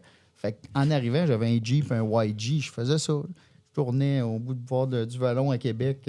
T'arrives au Galet de la capitale, la chaîne de trottoir était basse. Ben, je prenais le coin de la chaîne, je le levais de côté, puis je me promenais de côté. Puis là, c'est drôle parce que des fois, des cascadeurs, du 2 roues, là, tu penses-tu que tu pourrais livrer ça? Après moi, les souvenirs devraient revenir. Je devrais être capable de le reproduire. Combien de temps tu peux rester 2 roues? Tant que c'est droit, là? Ouais, il y a des fois quand tu as un différentiel qui est vraiment ouvert, à un moment donné, c'est juste la roue des airs qui tourne, fait que tu finis par perdre la vitesse, mais tout est dans la douceur. J'ai une photo que je pourrais vous montrer en course auto. J'avais fondé la Coupe Éco. Puis quand j'ai vendu mes parts l'année d'après, j'ai été capable de faire une course comme média. Puis quand tu t'es média, peu importe où ce que tu te qualifies, il fallait que tu partes dernier. Fait que là, il fallait que je remonte le peloton, ce qui était très le fun. Mais rendu, mettons, dans le top 10, quand tu es parti dernier, il y a des ragoûts qui sont durs à dépasser parce qu'ils sont partout sur la piste. C'est plus dangereux que de dépasser quelqu'un qui est vite. Donc, je suis arrivé d'une espèce de dead zone où est-ce qu'il n'y a personne en arrière de moi, il n'y a personne en avant parce que les leaders, eux autres, ils n'en ont pas perdu de temps. Fait que là, il faut que je m'amuse.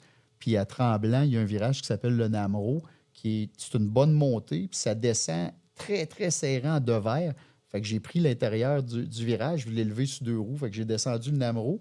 Mais là, juste là, il y avait l'écurie GT Racing, puis mes amis étaient là, puis j'ai entendu Babu rire.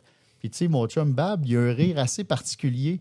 Fait que là, genre, Bab est là, parfait. Fait que le tour d'après, whoop! Fait que finalement, les photographes sont mis là. Puis je me suis ramassé la photo dans Sport Compact Car. Okay. Fait que ça, ils m'ont appelé le Crazy Canuck of the Year. Puis, mais quand tu sais comment le faire, après ça, whoop, tu lèves ça de côté. Puis c'est drôle. Là. C'est pas. C'est drôle, tu dis ça aux policiers aussi. Il m'a dit, il fut une époque où. Là, je vois des gars agir comme ça aujourd'hui, puis je viens sans connaissance. Je trouve ça tellement irresponsable. Mais à ce moment-là, c'est plate à dire, mais moi, j'ai eu mon permis il y a 34 ans. Il n'y avait pas d'éducation. Il n'y avait pas de publicité pour ça à la TV. T'étais un peu, il y avait moins de monde sur la rue. Les autos étaient différentes. Tout était différent. Fait que, je suis pas fier de mon 16 à 20 ans. Là. C'est vraiment pas fier. Mais là, justement, j'essaie de compenser le plus possible en étant instructeur, en aidant les jeunes, en donnant des formations de conduite préventive, en montrant aux jeunes à quel point une auto qui pèse 3000, 3500, 4000 livres, à quel point ça peut être une arme dangereuse, puis tu peux te blesser, tu peux blesser les autres, tu peux gâcher des vies. Fait que là, je l'enseigne. Mais à ce moment-là, c'est triste à dire, mais je savais pas mieux, puis j'agissais pas bien. Et je suis pas fier de cette période-là. Non, c'est très bien de le reconnaître, puis c'est tant mieux aussi que tu sois capable de transmettre ça d'une meilleure façon aussi. En tout cas, j'espère être capable. Dis-moi, Carl, c'est quoi les films les plus connus dans lesquels tu as fait des cascades? X-Men, Transformers, en partant, c'est des grosses franchises. Optimus Prime, mettons, c'était toi? Pardon? Optimus Prime, c'était toi qui étais dedans? Non, c'est très drôle comment ça se tourne, ça, d'ailleurs, pour quand les robots sont debout. Là. Les gens pensent que le robot est là. Non, dans les boîtes de carton. C'est un technicien habillé en bleu avec un poteau et une boule ronde qui est à peu près 30 pieds dans les airs. Fait que les acteurs parlent à la boule ronde en haut. Fait le monde, il s'imagine, là, tu dois avoir des gros robots. Puis non, il y a un petit peu de CGI dans ces films-là. Ouais. Puis mettons, le film Rapide et Dangereux, c'est lequel ton préféré? Ça, là, anecdote là-dessus. Let's go. Nice. Quand ils ont sorti le premier film Rapide et Dangereux, j'étais propriétaire d'un speed shop à Québec à ce moment-là. On se le dit, c'était le meilleur, là.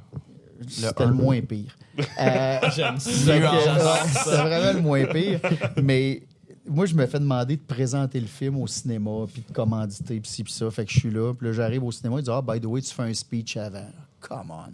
Là, tu sais, je me sentais super mal, super gêné, fais le speech. Je m'assois là, j'écoute le film. Je dis « Ah non, ça va changer l'industrie, mais tellement dans la mauvaise direction. » Je suis sorti du film, j'étais débattu parce que moi, j'avais été dans cette industrie-là, modifier des autos pour répondre à des besoins réels puis rendre du monde heureux. Tu sais, le monde pense que oui, c'est sûr, il faut que tu vives, il ne faut pas que tu fermes, mais moi, j'aimais le fait que les gens arrivaient, disaient, j'ai acheté telle auto, je l'aime, mais à des faiblesses. On essayait l'auto, oui, c'est vrai, système de freinage, on va travailler ça. Ton châssis est un peu mou, on va mettre des barres, on va baisser ta suspension, on va travailler à puissance moteur, puis on livrait un produit qui satisfaisait le propriétaire de l'auto à 100%. Le lendemain du film, t'as-tu un bas kit pour que mes amis trouvent mon auto hot? Ouais. T'as-tu une bouteille de NOS? Tout le monde demande la ça. NOS, C'était hein? la question. Ça explose-tu? Combien Puis de néons t'as vu mauves plein de t'as petites vendu? shops? Aucun. Dans mes employés, j'avais un règlement que si tu vendais des pissettes de lave-vitre qui éclairent ou des néons, tu étais congédié. Tous mes employés le savaient. Et on s'en faisait demander du matin jusqu'au soir. Et c'était vraiment un congédiement Je veux dire, automatique. quand tu veux monter un char, c'est la base pourtant. Là. Ben, c'est ça, on le sait, là, ça roule plus vite avec des néons. Là. Ouais, des collants. Puis, Ouais, c'est ça. Mais non, moi, ça. Puis c'est pas pour rien que je suis sorti après ça de cette industrie-là parce que mes valeurs, moi, c'était de répondre à un besoin, de faire plaisir à quelqu'un, d'y livrer un produit qui va être content, qui va être durable, qui va pouvoir bien aller. Puis là, j'étais en train de monter des autos pour potentiellement les amis ou les femmes que le gars voulait séduire avec son auto. Là, je me disais, mais je suis pas dans la bonne industrie, moi, là. C'est pas ça que je veux faire dans la vie. Tu sais, si je voulais être dans la mode, j'aurais parti d'une boutique de mode. C'est pas ça que je veux faire. Ouais. Fait que non, moi, j'aime les autos encore aujourd'hui. Même si j'ai des autos un peu spéciales, mes autos sont grises. Ben, gris métallique, souvent blanches, des fois noires. J'aime ça que toutes mes autos flyent en dessous du radar, soient le plus discret possible, parce que moi, je veux trouver l'auto belle, mais j'achète pas l'auto pour l'image que ça va projeter sur les autres. Je l'achète parce que moi, c'est ce que j'aime. Ouais, tu l'achètes pour ce que c'est et non pas pour ce que ça a de l'air. Justement. Exact. Puis souvent, mes autos sont rarement propres. Puis mes amis sont scandalisés de ça. Puis c'est belle pareil, elle est juste sale. Mais tu t'en sers, justement, c'est ça. Tu as du fun avec. C'est ça Pluie, qui est pas intéressant. pluie, il n'y a pas de problème. Puis il y en a qui trouvent ça. J'avais un superbe Aston Martin. Puis ça a plu battante. J'allais travailler avec. Puis le monde disait, mais ça n'a pas de bon sens. Je dis quoi, mon toit, il coule-tu? Mes vitres sont-tu restées ouvertes? T'sais, si mes vitres ferment et qu'il n'en bu pas, moi, je ne sais pas pourquoi je ne le prendrais pas à la pluie. Là. Ben, c'est vrai que c'est un char étanche comme un autre. Là. Et voilà. Quatre roues, un volant, du métal. Puis j'aime le son. Oui, puis de toute façon, quand tu es passionné, je veux dire, tu n'es pas passionné de le laisser dans ton garage, là, ce véhicule-là. Là. Non, c'est le fun de le conduire, j'imagine. C'est le fun d'avoir une expérience avec puis de le vivre un peu. Là. Je vais en laisser dans le garage si, par exemple, c'est un achat dans le but d'un investissement et que la voiture devient trop coûteuse à rouler. Fait que c'est déjà arrivé un véhicule que tu l'achètes, mais le risque de le conduire est tellement élevé puis les pièces sont tellement dures à trouver que tu es obligé de te retenir malgré ta passion. Est-ce que tu as le goût de la conduire puis de la conduire régulièrement? Fait que ça, c'est déjà arrivé, mais c'est comme quelqu'un qui achète une toile, c'est comme quelqu'un qui fait un investissement à bourse. Il y a des fois que tu dis, gars, ça va monter, puis quand ça va monter, je vais timer le marché, puis je vais vendre, là, tout simplement. Peut-être une autre question.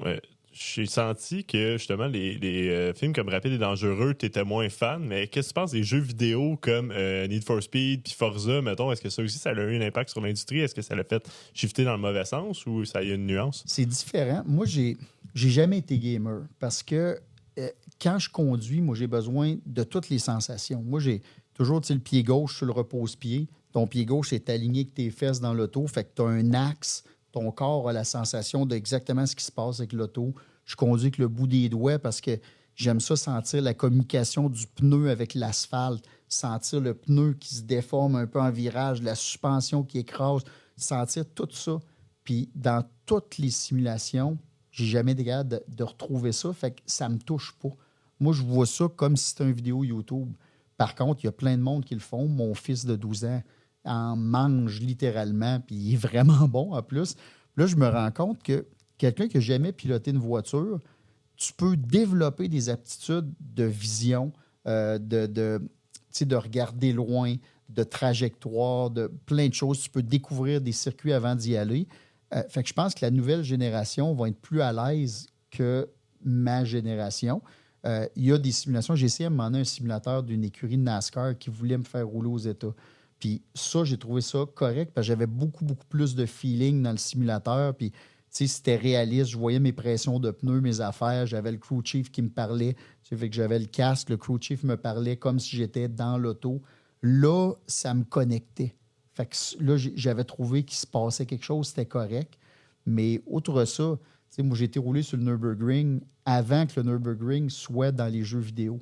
Fait que moi, je suis arrivé là à l'aveugle. Tu as 177 virages ou à peu près. Fait qu'il y a plusieurs fois que j'ai failli me la péter comme faux parce que tu te rappelles d'une section puis tu penses que tu es rendu là, mais finalement, tu t'es trompé de virage. Fait que, tu sais, ça a demandé un petit peu de skills, mais j'aimais ça. Tandis qu'aujourd'hui, quelqu'un peut rouler le Nürburgring, puis la journée qu'il vit son rêve d'aller rouler sur cette piste-là, il la connaît par cœur, il connaît les sections, il sait les sections dangereuses. Fait qu'il va vivre une toute autre expérience que ce que j'ai vécu, pour le meilleur, pour le pire, parce qu'une expérience, tant qu'à moi, vaut l'autre, mais ça peut être intéressant. Ce que j'ai juste peur, puis on l'a vu en sport auto, c'est qu'il y a plein de générations qui ont appris sur des jeux vidéo, puis que quand tu te crashes, pas grave, tu mets reset, puis qu'il y avait ces réflexes-là en course que pour des raisons complètement inutiles, tu es sur une ligne droite, côte à côte, tu prends une meilleure sortie de virage, tu es capable de prendre son aspiration, de te mettre côte à côte, tu es en manœuvre de dépassement pendant la ligne droite avant le freinage, puis ça tourne le volant sur toi, puis ça te tasse vers le mur. Là, je fais pourquoi? Tu sais, c'est pour moi la pureté du sport automobile, c'est d'être propre, c'est d'être au demi-millimètre, c'est de ne pas s'accrocher, puis il y a un trou, tu rentres, mais pas juste de tasser pour forcer un passage. Je trouve ça facile, je trouve ça ordinaire, puis je trouve que ça tue le sport. Fait que j'ai juste peur que la génération qui a appris là-dessus, que ça devienne normal d'agir comme ça en piste, puis ça enlève du lustre, je trouve, au sport automobile. Mm. Mais c'est intéressant aussi ce que tu dis parce que moi, j'en avais des amis, je mets ça au passé, là, mais des amis qui regardaient le sport et qui étaient comme « Ah, mais c'est le fun, mettons, la F1 ou la NASCAR pour les accidents. » Mais non, c'est pas ça qui est intéressant là-dedans. Là. Tu regardes-tu le football pour la personne qui se casse une jambe puis qui s'en va à l'hôpital? Là? La C'est pas ça qui commotion fait la qui game. saigne de l'oreille. Exact. Puis c'est un peu ça, là, c'est que le talent est dans la finesse, là, dans à quel point tu es capable de faire avec ce qui est pas facile de gérer puis que tu vas réussir à passer dedans. Ben, contrôler le chaos. Exactement. Mais c'est sûr que, par exemple, en NASCAR, tout le monde attend le Big One là, parce que tu sais que c'est un super speedway, que tout le monde roule à une vitesse infernale. D'ailleurs, tout le monde dit que c'est facile. Tu m'excuseras, mais quand tu fais 300-400 tours sur un super speedway, ton auto est en glisse pendant tout le banking, puis quand tu fais un accident, tu glisses la tête à l'envers sur à peu près 1 kilomètre avant de t'arrêter. Ceux qui disent que c'est facile, je les invite à aller rouler Daytona ou Talladega ou des grosses tracks. Après ça, vous me direz que c'est facile, parce que ça ne l'est pas. Mais c'est sûr que c'est vrai qu'un carambolage à 15 autos, que ça revole, ça lève des airs, ça fait des tonneaux, ça fait des étincelles. Oui, c'est vrai que c'est spectaculaire, puis on est tous attirés vers ça, un accident. Normalement, c'est comme un knockout en UFC, c'est attirant. Mais en effet, quand je regarde moi, de la F1 ou du sport auto, je regarde la stratégie, j'essaie de voir, celui-là, il overdrive un peu, ses pneus, d'après moi, ils vont toffer moins longtemps. Puis là, tu vois quelqu'un qui prépare un dépassement, qui joue dans la tête de l'autre. Je vois une beauté et une pureté à ça que j'adore. Là. Carl, c'est le moment d'accueillir notre cher Alex Hogan. Tu vas voir, c'est une drôle de bébite. Fait que j'y passe mon micro. Alex, t'es où? Alex? Le voilà! Oui. Mesdames et messieurs. Je commence à avoir les jambes un peu engourdies, là, mais je suis content de sortir dans toute la table. Bon, OK. Moi aussi, ça m'inquiétait. Ouais, hein? C'est pas à l'aise. Entre 40 minutes puis 1h15, dépendamment du montage. Exactement. On va découvrir combien de temps j'ai été là quand ça va sortir. T'as fait beaucoup de cascades. Puis j'ai été sortir le top 10 des cascades du Québec. Je veux savoir si t'es d'accord avec comme le rating de si c'est vrai que c'est les meilleures cascades. Oh, OK. Fait que la numéro 1, je sais pas si tu la connais, mais c'est les chutes Montmorency. Ouais, si tu parles d'une cascade d'eau qui descend, moi, les chutes Montmorency, c'est quelque chose qui ça me plaît. Je suis originaire de Québec. On a toujours un chalet à Saint-Féréol-les-Neiges, ma famille. Maintenant, j'ai un chalet à Saint-Féréol-les-Neiges, moi aussi. Fait que je pars Boucherville, Saint-Féréol. Fait que à toutes les fois que je passe en avant, c'est émotif. Pour moi, les chutes Montmorency, pour moi, ils me font du bien à toutes les fois. Donc, c'est la meilleure cascade du Québec. Là. C'est absolument fabuleux. C'est mes chutes Niagara. Nice. Puis plus sérieusement, on va parler de cascade, mais pas nécessairement celle que tu as fait, à moins que tu aies participé à celle-là, mais as-tu vu la cascade de Justin Trudeau qui déboule les escaliers aux francs-tireurs? Je l'ai vu, je l'ai revu, je faisais rewind, puis je me tapais des mains. Est-ce que tu approuves sa technique? Il a l'air d'avoir fait ça un peu mal quand il s'est relevé. Je trouve qu'il a joué comme si c'était chill, mais ça l'était pas tant. On fera pas une show de politique, mais je l'approuve rarement. Disons ça comme ça. C'est bon. T'as fait Transformer. C'était comment de travailler avec Megan Fox? Es-tu smart? Malheureusement, elle n'était pas là. C'est ce qui est profondément triste. On était sur le dernier Transformer, dans le fond.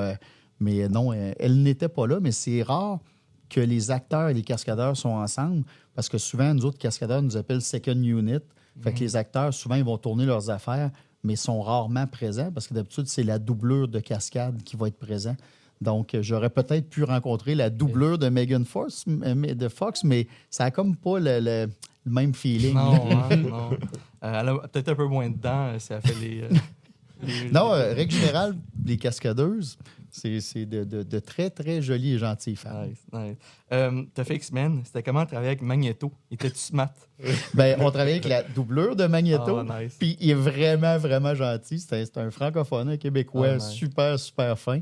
Mais c'était très drôle de le voir se promener avec tout son kit. Là. C'est ça. Parce qu'ils font les X-Men sur Camillien Hood. Je pense, je sais pas si c'est là que tu faisais le tournage, mais tu sais, comme. On a fait une bonne partie là sur le Mont-Royal. Ouais. D'ailleurs, très drôle. Moi, j'ai jamais été sur le Mont-Royal de ma vie. Je suis originaire de Québec. Fait que, quand j'allais à Montréal, c'était des meetings d'affaires, des choses comme ça. Puis là, je trouvais donc que c'était beau. Je dis, pourquoi que le monde n'en parle pas plus? Puis les belles roches, puis les belles clôtures, jusqu'à temps que je m'en approche, puis que les roches étaient en papier mâché, c'était des fausses clôtures, parce que c'était supposé être Central Park. Fait qu'au bout de la ligne, finalement, j'ai jamais été au naturel. Je ferai pas le détour. T'as-tu fait des cascades pour les films Nitro au Québec? J'aurais aimé ça, mais je suis rentré plus tard dans le milieu de la cascade. Mon chum Babu était là-dedans, pas comme cascadeur, mais comme acteur. Là. Fait que j'aurais vraiment aimé ça, mais c'est beaucoup de mes amis. C'est la fameuse cascade là, de l'espèce de pelle qui vire un char à l'envers. Non, ça, c'est dans... tel père, tel fils. Je suis en train de mêler les films. Mais dans Nitro, c'était mes amis aussi qui étaient là. Je pensais que c'était Guillaume Lemaitre-Vierge qui faisait pas cascade. Je pensais que c'était son boulot. Mais honnêtement, on s'entend que c'est le genre de gars qui pourrait potentiellement en faire parce qu'il y avait des aptitudes physiques exceptionnelles. Mais je ne suis pas sûr qu'au niveau des assurances, ça pourrait passer. Donc, souvent, c'est des cascadeurs. Là, mais c'est drôle parce que quand tu écoutes les films, moi, je suis originaire de Québec. Fait que t'écoutais les films avant, puis c'était souvent des scènes à Montréal, puis ça te dit rien. Mais là, quand tu déménages autour, moi, je suis à Boucherville, fait qu'on est prêt. Puis là, tu te mets à être d'un film, puis là, tu finis par reconnaître le style d'un des cascadeurs, un auto, que tu sais, hey, il a loué son auto pour le film, ou tu vois une scène, tu dis, hey, attends une minute, c'est pas à New York, ils sont le shooté à Montréal, celle-là. Fait que c'est le fun de voir là, ce que ça amène. Oui, mais j'habite dans le vieux Repentigny. J'habitais là quand j'étais jeune, puis honnêtement, il y a souvent des tournages qui sont là. Genre, il y a eu des scènes de Crazy, incendie, tout ça. Fait que juste comme des fois après ça, moi, je regardais les films, puis j'étais comme, OK, quand est-ce que je vais voir la scène à côté de chez nous? Puis je voulais juste spotter, tu sais, où est-ce que j'habitais. Parce que t'étais dans ta fenêtre pendant tout le tournage, puis t'espérais de pas être coupé au montage. Ma soeur, ma mère allait, mettons. Les gros films classiques québécois, les chefs-d'œuvre, genre Avomac Party, ils tournaient ça dans les maisons à côté de chez nous. Fait que ma soeur allait attendre pour rencontrer Guy Jodoin, Jason Roy-Léveillé. Je pourrais en plugger d'autres, mais j'ai de la dignité, je le dirais pas, là, mais ouais, tous les acteurs de ces films-là. Super fin en passant à Jason Roy-Léveillé. On a tourné avec dans le temps, il est vraiment gentil. Ah oui, il a l'air smart. Puis, tu parlais que souvent, quand tu fais des cascades, surtout sur des gros tournages américains, des fois, tu passes juste la journée à manger du craft. Ça fait plus de temps. Malheureusement, là, parce que honnêtement, anecdote, là, mais j'avais demandé aux autres cascadeurs, je suis mal à l'aise. Il y a plein de techs qui travaillent, puis là, il y en a un qui est en train de monter un décor. Je vais aller les aider, là, on fait rien. Puis là, non, tu vas te mettre dans le trouble. Là. Tu peux pas faire quelque chose qui n'est pas dans ton département. Mais je disais, mais ça, on ne serait pas plus efficace. Je me dis, c'est une plus petite production. Comme souvent des shows de TV, le monde pense qu'on est Top Gear puis qu'il y a 500 employés. Puis ouais, donc, mais j'ai déjà tourné des segments de shows de TV automobile où j'étais tout seul avec le producteur. Puis il faisait la caméra, le drone, le ci, ça. On transportait l'équipement ensemble, on déroulait nos affaires, on préparait tout. Puis là, tu sais, OK, j'embarque, je fais une shot. Puis après ça, je m'arrête, je recule, je l'embarque, je l'amène à un autre virage, je me recule, j'y donne ce shot-là. Puis là, tu sais, le monde pense que c'est tout le temps gros au Québec, puis tu as de la pratique. Mais en réalité, pas tant, là, mais moi, je suis de ceux qui... J'ai de la misère à être assis puis dire c'est pas grave, il y en a qui sont payés pour ça. Ça vient me chercher. Là. Non, mais tu sais, il y a des journées où tu vas être cascadeur, puis des journées où tu vas être t'es dans le craft, fait que t'es un craft-cadeur dans le fond, fait que tu fais juste... T'es plus un gars qui prend du poids, moi, te le dire. C'est bien dangereux d'à côté du craft la journée. T'as pas aimé les Fast and Furious, puis en plus, moi, je trouve que c'était pas dans les bons cascadeurs. Genre, la preuve, la dernière cascade de Paul Walker était... Ouch! Je pensais pas dire ça, mais je pense que tout ça. Ben, c'est pas 10 ans, mais c'est quand même tout ça. Je l'ai mis là pour qu'on puisse la couper, celle-là. Ça, j'avoue que je l'ai pas vu venir, celle-là. Non, mais on l'a mis au milieu pour la couper. Ouais. Mais à la décharge des cascadeurs, exemple, le 3, tu sais, Tokyo Drift, c'est des drifters que j'ai connus aux États-Unis, puis c'est pas du CGI, là. Tu sais, comme quand ils montent dans le parking souterrain, là, en tire-bouchon, puis qu'il est sa drift, puis que le derrière est à 1/2 millimètre du mur tout le long. Je me rappelle pas si c'était Tanner Faust, Sam Ubinet, mais c'était des drifters pros qui faisaient ça. Donc, c'était vraiment des belles shots faites pour vrai. Fait que ça, j'ai beaucoup de respect pour ce travail-là. Puis toutes les riggers, les gars qui font des trucs avec des câbles cachés, que d'un accident, l'auto lève, elle passe, l'autre passe en dessous. C'est extra. Au niveau technique, c'est absolument extraordinaire et irréprochable. C'est juste que j'aime ça, moi, quand il y a une partie du scénario que c'est possible. Te souviens-tu, il y en avait un des personnages, il y avait un char vert brandé Hulk avec le hood qui avait le point de Hulk. Je l'ai re-regardé, puis j'étais comme c'est aussi dégueulasse aujourd'hui que ça a été dans le temps, ça n'a jamais bien vécu. C'est dans Tokyo Drift, d'ailleurs. C'était mon préféré quand j'étais jeune, à cause justement du drift, mais le char de Hulk, j'ai jamais compris comment ça passait d'un film, ça. Mon fils tripe religieusement sur toutes les Fast and Furious. Puis j'essaye de ne pas y faire perdre. Tu sais, ce côté-là, c'est extraordinaire, c'est le fun, c'est des belles cascades. Fait que je prends des grandes respirations, je reste collé, on écoute le film, mange du popcorn. Pendant ce temps-là, je ferme ma trappe. Ouais, c'est difficile. T'es porte-parole ou t'es encore porte-parole pour Michelin? Oui, tout à fait. Ça fait une douzaine d'années déjà. Là. Dans ton contrat, est-ce que tu es souvent amené à aller dans des restaurants pour review les menus? Non, mais honnêtement, j'aurais dû mettre une clause spécifique dans le contrat parce qu'on s'entend qu'aller manger d'un restaurant qui a quelques étoiles Michelin, ça peut pas être désagréable, mais je suis pas sûr que le budget le permettrait de faire une tournée. Là. Nice. Moi, il y a une émission, Les pires chauffeurs québécois, là, c'est un truc que... moi, c'est légendaire, regardez ça. Là. Puis j'ai le temps de penser que le monde qui était là-dedans, il faisait exprès de ne pas savoir conduire, mais je me demande, toi, tu l'as vécu, l'arrière de la médaille, là. Est-ce que ces gens-là sont vraiment des conducteurs de ce niveau-là? Est-ce qu'ils mentent? C'est un show? Je te répondrai en plusieurs parties. Premièrement, va passer une journée à Montréal et d'après moi, tu vas ramasser plusieurs candidats. La deuxième chose, c'est la saison 1. Quand on a fait les auditions, c'était mon mandat de sélectionner. Il y avait bien sûr, toutes moi, je les prenais à l'extérieur pour faire des exercices de conduite, puis il y avait, les producteurs tous il est capable de placer 2 mots sans s'étouffer, fait que là, il fallait regarder ça. Mais de la manière que j'avais fait mes exercices pour les tester, je voulais éliminer ceux qui allaient potentiellement faire du spectacle. Fait que ce que j'ai fait, j'ai placé l'auto dans le stationnement qui avait l'air d'être juste proche de où est-ce qu'ils font les auditions studio pour qu'ils marchent puis qu'ils embarquent. Puis quand ils s'assoyaient dans l'auto avec leur accompagnateur qui s'assoyait en arrière, j'ai déconcentré. Je parlais de tout, de rien, de la pluie, du beau temps. Puis pendant la conversation, quand il était vraiment dedans, là, je disais, quand tu auras le temps, là, tantôt, on va commencer les exercices de classement. Tu auras juste te stationner là-bas. Il y a 2 gros cônes oranges, puis il y a une filée de cônes. Fait qu'il y en a qui disaient, ils continuaient à jaser, ils prenaient l'auto, stationnaient pile poil entre les cônes. Puis là, quand je disais, on va commencer le classement, là, subitement, ils donnaient des coups de volant. Tandis qu'il y en a d'autres, les cônes oranges, il y en a 2 à peu près ça d'eau dans un immense parking vide. Je comprends pas. Fait que là-dessus, il y en a 2 qu'en se dirigeant vers les cônes, ils étaient tellement focusés ces cônes qu'ils ont oublié qu'il y a des poteaux de lumière d'un stationnement. Il y en a 2 que j'ai intervenu, j'ai sauté sur le volant pour éviter un accident en se dirigeant vers la première épreuve. Fait que, peux-tu dire que rendu au départ, je faisais faire les exercices parce que je voulais que les autres qui vont suivre aient l'impression que les exercices de classement sont importants, mais ils étaient classés avant de commencer. Ma job était faite. Y en a-tu que tu as croisé ces routes après? Ou il y en a que j'ai recroisé, il y en a qui nous ont remerciés parce que moi, ce qu'on n'a pas vu à TV, puis ce que je trouvais triste dans la version québécoise par rapport aux versions d'ailleurs dans le monde, c'est que le côté éducation à TV a été très coupé au profit du pur divertissement. Puis moi, je trouve que ça débalançait un peu le show d'enlever cette partie-là qui est importante. Et on les aidait sincèrement. Moi, comme pilote pro, puis je suis instructeur depuis des années, puis je donne des formations à des gens qui ont eu des fois des traumatismes. Après un gros accident, ils ont de la misère à conduire, puis sont tellement nerveux qu'ils en sont dangereux. Puis, fait que j'en ai sincèrement aidé, puis les assistants que je rentrais pour m'aider ont aidé beaucoup. Le policier qui était avec moi, Daniel, est un instructeur extraordinaire. Fait qu'il y en a qui voulaient sincèrement apprendre, qui ont compris. Il y en a qui ne le savaient pas en rentrant à l'émission, mais qui ont compris durant les tournages qu'il y avait vraiment un problème.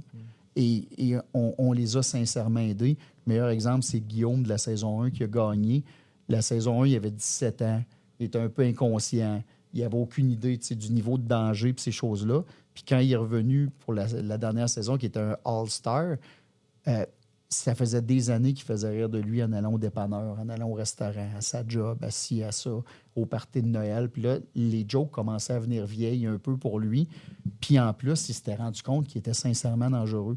Fait qu'on a eu un tout autre individu qui avait pris de la maturité et qui comprenait qu'il était dangereux, qui mettait en doute le fait s'il allait continuer à conduire ou pas, puis qui nous a sincèrement demandé de l'aide. Fait qu'on s'est mis avec lui, on l'a aidé. Puis honnêtement, à la fin de la dernière saison, ça ne m'aurait pas dérangé d'être 6 passagers pour faire Québec-Montréal.